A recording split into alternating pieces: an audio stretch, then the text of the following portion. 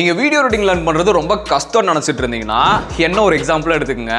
ஏன்னா நான் ஒரு பக்கா ஸ்லோ லேர்னர். பட் இந்த 3 ஸ்டெப்பை ஃபாலோ பண்ணதுனாலேயே என் ஸ்கில்ல ப்ரொஃபஷனலா க்ரோ பண்ணது மட்டும் இல்லாம 1000 பேருக்கு முன்னாடி சொல்லி ப்ரோ ரைடர்ஸ் கிளப்பை ஸ்டார்ட் பண்ணேன்.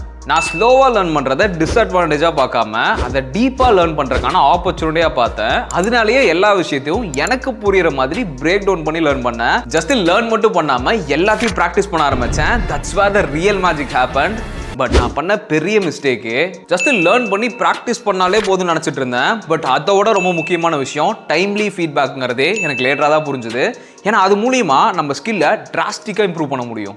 அதை ஈஸியாக பண்ணுறதுக்கு நீங்கள் எடிட் பண்ணுற வீடியோஸோட பெஸ்ட் அவுட்புட்ஸை மட்டும் சோஷியல் மீடியாவில் போஸ்ட் பண்ணுங்கள். இது மூலிமா உங்களுக்கு ஃபீட்பேக் கிடைக்கிறது மட்டும் இல்லாமல் you can even get a client and start making money as a video editor. இப்போ சொல்லுங்கள், வீடியோ எடிட்டிங் லேர்ன் பண்ணுறது அவ்வளோ கஷ்டமா என்ன?